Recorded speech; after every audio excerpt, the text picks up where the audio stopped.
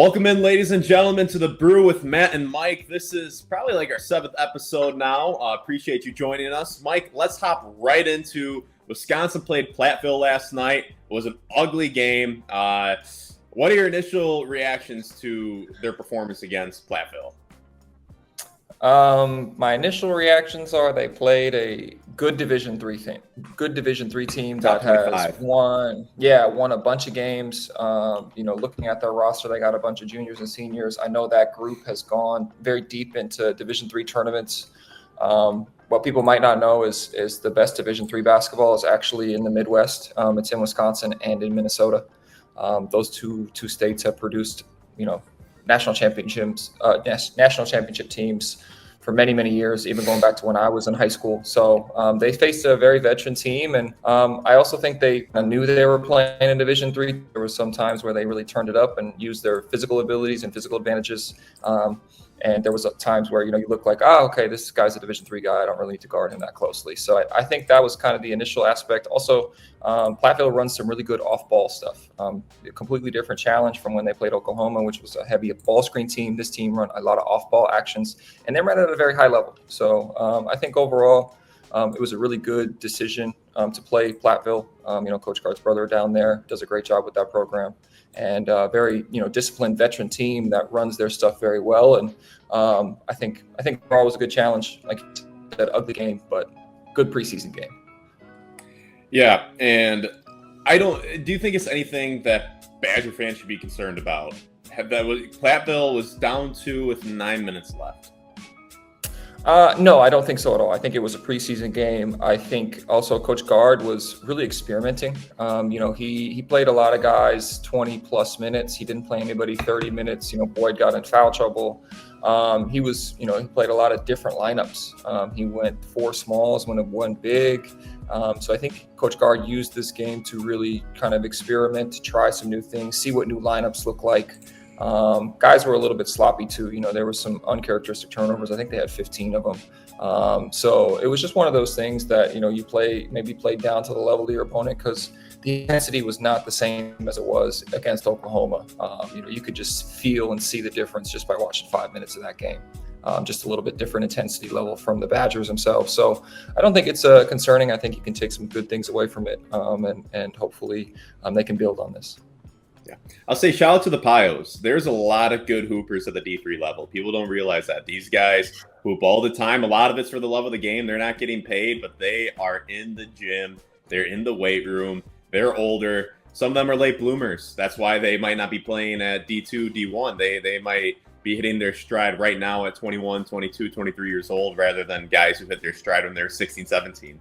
So, yeah, I don't think it's anything to be concerned about because same thing happened last year. Wisconsin played UW River Falls last year, and River Falls was within 2 with 12:55 remaining, and Wisconsin ended up pulling away 78-62. Just like this game, you knew that eventually it was just a matter of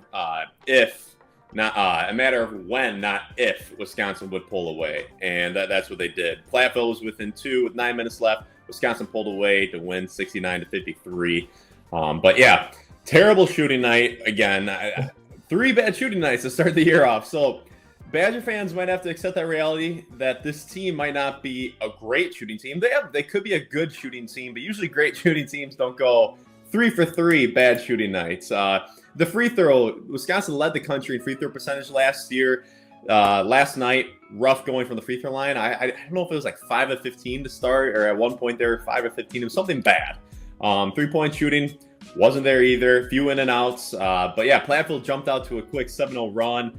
They were physical, like you said. They're older, scrappy. They cut hard. They picked hard. Maybe some moving screens mixed in there.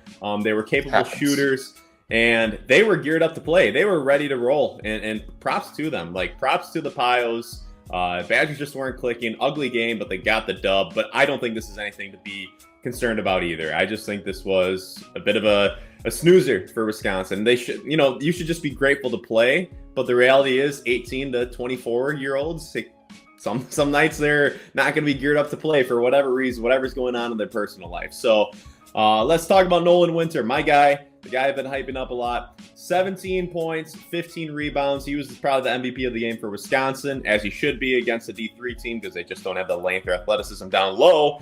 But Greg Gard said that in the postgame presser, he said that Nolan Winter needs to play with a level of confidence to dominate just about every single game because he has the talent to do so. Kind of echoing what I told you I heard from Greg Gard in person. But Gard's bullish on this team. He talked about how this team has a high ceiling, and he's bullish on Nolan Winter. Did anyone stand out to you in this game, whether it be Nolan Winter? There's Rapp had 14.7 boards. Anybody stick out to you this game?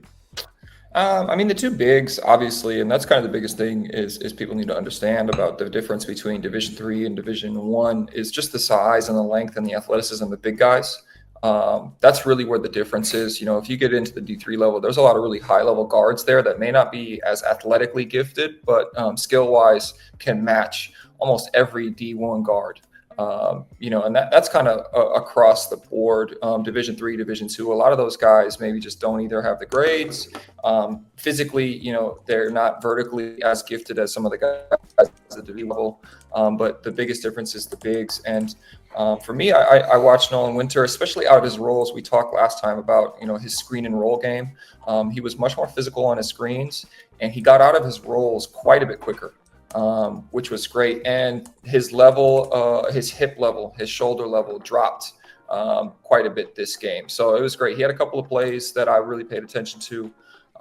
Thank you to you two, whoever put that full game up. I got to watch the whole thing. He had he had a couple of really good duck-ins where he came in off the roll, he rolled really hard, and then he had a guy on his hip. And instead of just kind of lazily, maybe I won't get the basketball, he actually sat down and sealed guys very, very well.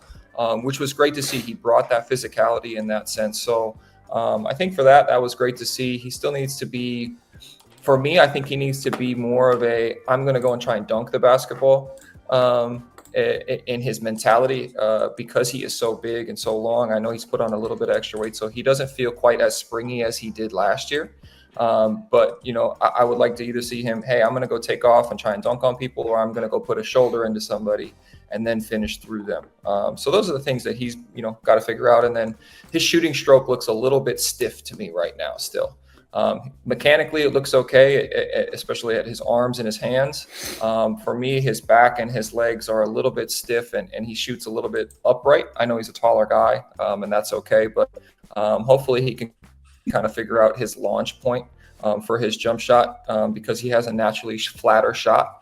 So we'll see what he does, how his shooting goes, if he can find a better launch point. And that's something that he's got to work with on himself, form shooting, things like that. But overall, thought the guys look good. I loved that Rapp was inside trying to be physical. He didn't shoot the ball great from three, hit his first two. But then missed the next six.